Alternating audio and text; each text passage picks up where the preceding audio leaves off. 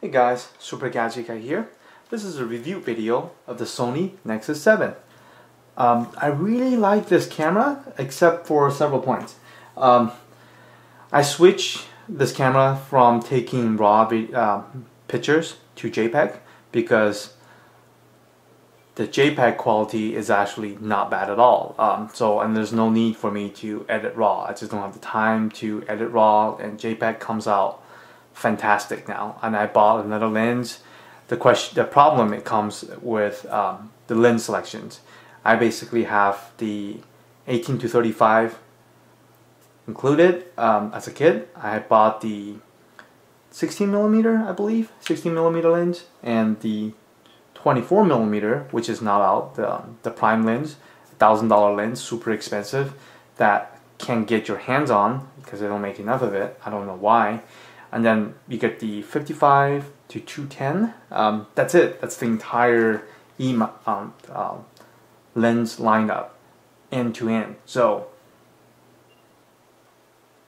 I want more lens. You could get an adapter, but then you run into the quality of adapter and the lens that you probably either already have, or it's not worth it to buy it, in my opinion, just for this. So not a lot of lens collection, but since I bought it, not going into that, so it's fine. Another thing is the electronic viewfinder. It is great some of the times.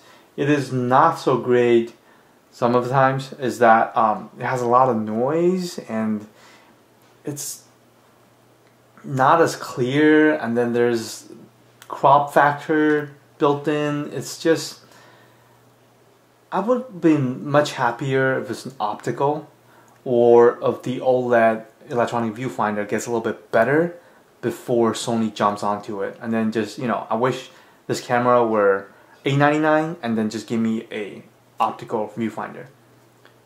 Much happier if that's the case.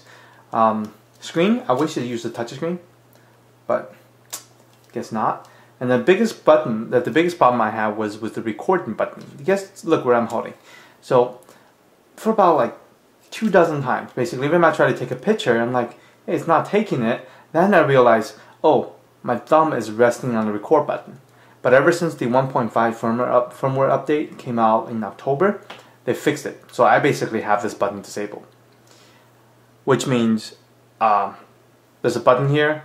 It does nothing, because if it does something, I will hit it every single time, unintendedly. Flash, very crappy, and it gets worse with the lens hood on the 18 to 35 because you get a big shadow casted. I don't know if you can barely see. The lens hood basically extends about right here, so as you can see, it's basically in the line of sight from the flash. If they've done any sort of quality control or QA testing, they should be able to see that. Well, maybe either get rid of this flash, just bundle in a clip-on flash because it has a hot shoe, or maybe make it a little bit higher, or tilt back a little more so it just like bounces. But nope, so not usable with the lens hood. But without lens hood, it's fine as a little flash in the event that you don't have one.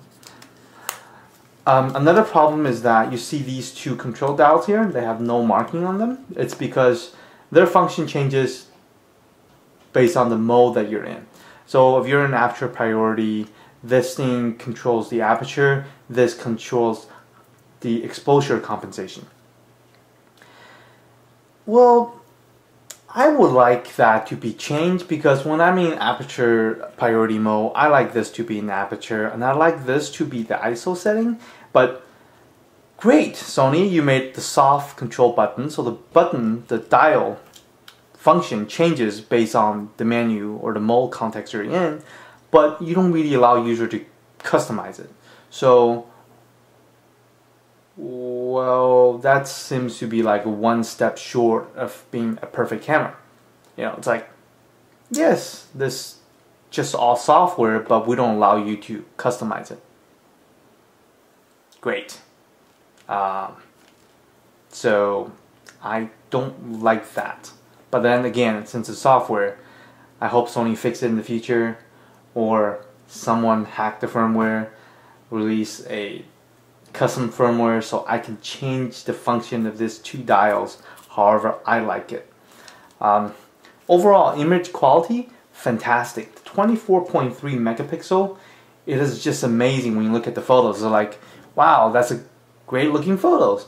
And wait a minute, I can chop that photo into 3 or 4 different photos and just crop it, different sections. And they can be awesome, you know, either printed or used online, still usable. The pixels are extremely small. So just, that's why I got the 16mm. No, you can't zoom in, no problem. Just take it and then crop it later on. Just take it. It's great. Battery life, fantastic. Actually shows the percentage of the battery life left, which is great. So, flip screen, used a couple times. Of course, when you're in daylight, when you flip up, the screen's so washed out, you can't see much. So, overall, software, I wish Sony could pay more attention to the top-of-the-line Nex camera instead of releasing Nex 6, Nex 5R, Nex 3C, instead of releasing whole new models of sort of refresh of the existing Nex camera every 6 months. Fix it. Just software. You know, it's all software. I'm not asking them to, you know, deliver something that this hardware is not capable of. Hardware, it is fantastic weight and size. But software, just that extra step I wish Sony could have taken to fix this. Then this will be a perfect camera.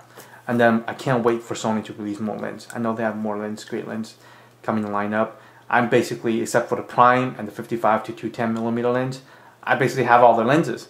And I only have 2 of them.